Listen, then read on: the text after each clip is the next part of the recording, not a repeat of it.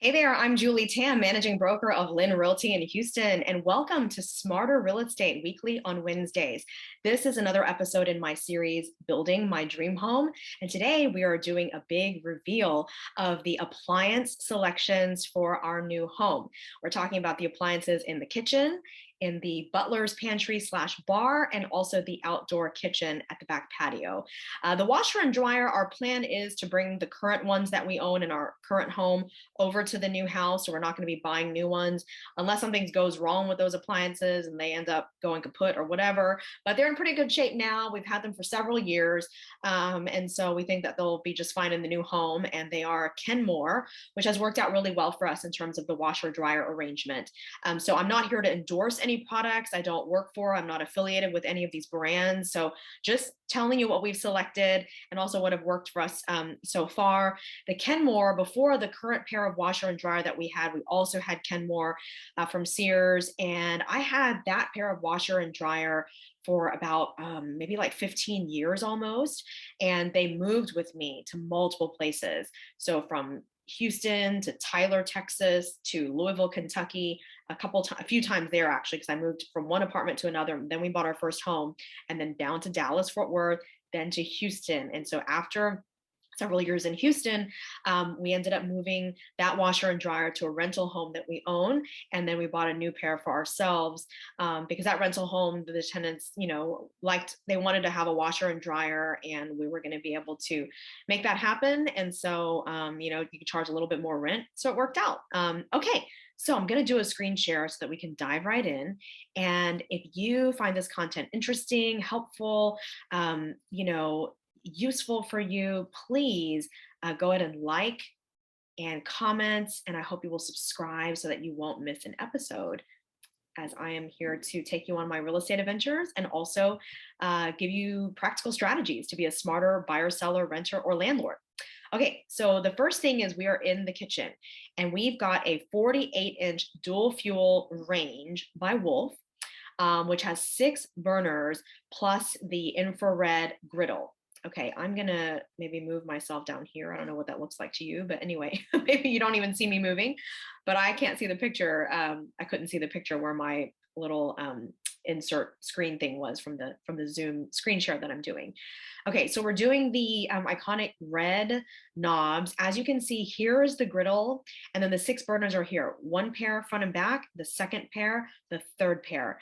And then the griddle is something where there's kind of like a lid or a covering where you can lift it off and then use that and then cover it back up. Because over time, what's underneath is going to become seasoned. It's not going to be that pretty stainless steel look. It's going to kind of turn brownish, maybe even black, just different colors based on what you're cooking on it. And that's just the way it goes. And so you've got the cover to cover it back up so that it still looks nice and pristine and it hides all that seasoning underneath. And then you've got basically 1.5 oven.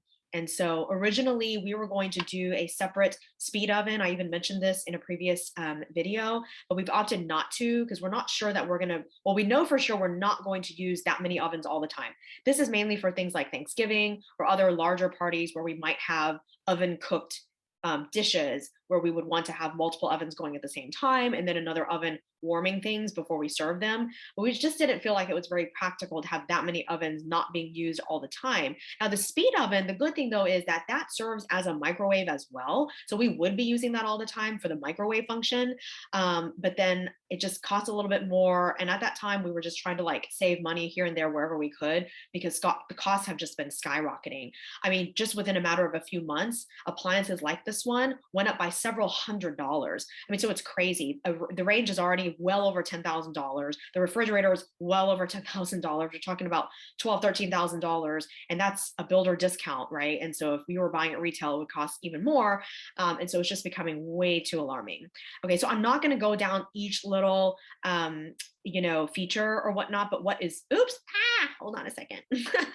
What is really cool about this one is that you have a screen up at the front, and because ours is dual fuel, it will be gas on top and electric for the oven. So it'll be gas burners. And what the cool feature it will have is, say I'm cooking a turkey in the oven, I can actually put that thermometer, the little needle thing, into the turkey, leave it in the oven because it's wireless. It's not connected to anything. And wirelessly, it has a little thermostat reader and it will display the temperature on this little screen here, as you can see in the middle of the red knobs. And so that's nice because right now what we've got is a handheld thermometer. We have to open it, stick it in the turkey, check the temperature, and then take it back out. And it's super hot, and you can risk burning your hand. So this is a convenient way to make that happen. Costs more, but there's less risk there.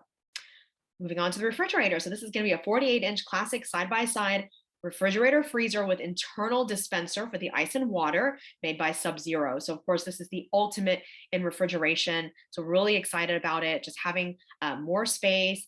And just, it's supposed to keep your food fresh longer so that it doesn't go bad as quickly and easily because of the humidity levels that are set inside and the special technology that it has. I wasn't really thrilled with having the water dispenser inside because I feel like if you have to open the refrigerator door every time just to fill up water, it's kind of a nuisance. Whereas right now, our water dispenser and ice dispenser are on the outside, but there's trade-offs. Okay, and of course we got it in stainless steel, so it'll look more or less like that. We're getting the pro handle, so not as thin, tubular, but a little bit heftier. Still not huge, but definitely more of a commercial look. Okay, I keep forgetting that if I scroll the mouse wheel, that's what happens. Okay, I'll stop now. All right, this is a 30-inch built-in microwave by Bosch. Of course, stainless steel again. All the appliances will be to match each other. But as you've noticed, there's 3 brands here already. But that's okay because actually within the Wolf Subzero line, their dishwasher, for example, is made by Cove or Asco. So you've already got 3 or 4 different brands just within that one showroom, that one company. And so here, all I've done is introduce one extra brand. So the Wolf Subzero, but then we've got a Bosch microwave. But really, it's pretty commonplace to do the Bosch for the extra appliances like the microwave and the dishwasher. So they really are okay. And because of the style and the stainless steel, the finishes and everything, they do match and they go together just fine. This is a microwave that opens down like this, okay? So instead of your traditional kind of opening like a door. All right. Moving on, this is going to be the insert for the vent hood. Now we have not decided yet on what this exterior part that we build will look like, whether it's going to be wood or some type of metal, probably wood, but just not sure just yet. We're not needing to get to that stage. But yes, this is the insert, which is the part that's underneath. So you don't really see this from afar until you get underneath. So we're doing this Zephyr Monsoon 2 Pro insert. And these inserts come in different types. I'm not going to get into those details because it's not very exciting. But basically, you have to check with your builder to see which type is needed based on how the air is going to be drawn out through the exhaust fan, the vents of this vent hood. And then, of course, you want to check on the power levels and noise levels, all those factors before you choose the one that you want to choose. Okay, moving on to the butler bar area. So this is really exciting. This was really one of the fun appliances for me to pick out because we don't currently have a beverage fridge and we don't have a butler's pantry or bar in our current home. So this is something new. And so we also went for the Zephyr. Really fell in love with the Subzero for the look. And also the functionality in terms of how many bottles and how you can arrange them, and then the way that some of the shelves pull out. But the Zephyr really also combined the best of different features. As you can see, different heights. You can lay flat or stand up. The shelves, of different heights, and you can slide some out. And it really, has a nice, good look that matches everything else too. It's called the Preserve Beverage Cooler Single Zone. Some little fridges come with a wine and beverage, so 2 different temperature controls for 2 different zones. But in our case, we don't drink wine, and so we just needed it for beverage, which is actually at a cooler temperature, 34 degrees, as you can see down here, rather than the higher temperature for wine, which is like 50 something. I don't even remember what it is. So anyway, this was at a better price point than the Subzero, and so we went for it. And then 24-inch bar handle dishwasher by Bosch. This is the 800 series, which is their top of the line series, also in stainless steel. We really liked that they had the bottom rack, the top rack, and then also an extra top rack that's kind of like a tray at the top so that you can lay flatware or other things like lids and whatnot that are flat, that you can lay flat up there. And it's very quiet, which is what we really liked, because right now, like, our living room is clear across the second floor from our kitchen. But when our dishwasher is running, and ours isn't the Bosch, I think it's Whirlpool. Yeah, it's a Whirlpool dishwasher. We've got Whirlpool appliances in our kitchen right now, and some are nicer Whirlpool, like Whirlpool Gold and whatnot. Our fridge is Kenmore Elite. But anyway, when we're in the living room watching TV, I have to turn the volume up higher because I can hear the dishwasher in the kitchen. So this one is supposed to be so quiet that you barely hear it, which we're really excited about. Okay, and then now let's jump over to, I hope that you see this. I'm going to stop the screen share and start it again just to make sure that you're still seeing the right thing.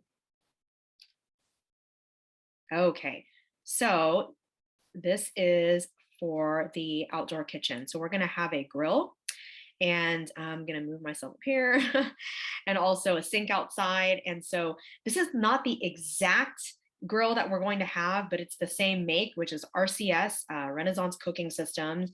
And the model we're getting is something like RJ something 32A. Anyway, I can't even remember all the letters, but it will be a stainless steel and opening up. I don't think that the briquettes are there. Maybe they are. I don't even remember now. It's been a while since we looked. But it's a gas grill. And we opted to not do these light up blue knobs because we thought, you know what? We're going to have lighting outside. I'm going to stop the share so I can pull up another set of pictures. And so we just thought, you know what? We don't need to add all this fanfare and then the extra cost. So let's just go with using the outdoor lighting on the patio when it's at night in order to see what we're cooking. And so we're just not going for that particular set of bells and whistles. Okay, I think we just looked at that picture. I was trying to jump to here.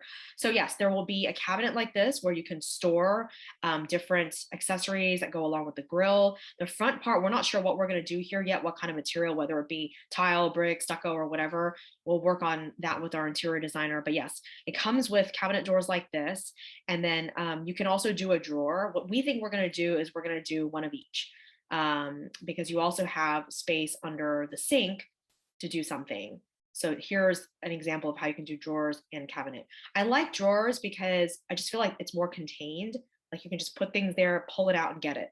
With the cabinet, you got to crawl underneath, squat down and get down under there. So that's just not as fun. In one of my previous videos, actually probably multiple videos, I've mentioned this concept of like, even inside your house, when you look at my husband right there wearing his mask, when you have drawers, it's just easier to be able to pull them out and access things versus having a cabinet where you again have to just bend way down and get down there. So that just makes it harder. Okay, I'm going to stop the screen share now. And that's it, guys. That's my appliance selection reveal for our new home. Hope you'll continue watching. I'll have more videos the rest of this year during the process of building our dream home. It's going to take well over 1 year to complete that project. So you'll be watching these videos well into 2023, probably at least until the middle part. Hopefully not the later part of 2023, but we'll see. Anyway, I hope you will subscribe on YouTube and Facebook and keep watching weekly on Wednesdays, Smarter Real Estate. Hope you learned something from this. If you're thinking about making your own appliance selections, these are some good ones. We've looked into them in detail.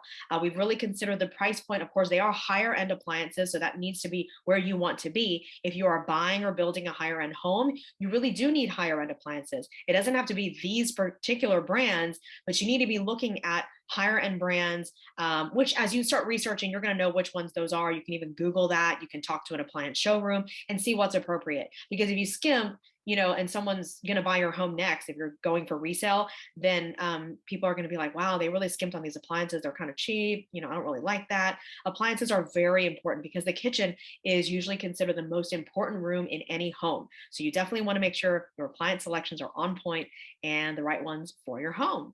Thanks so much for watching again, guys. Have a good week and I'll see you next time. Bye.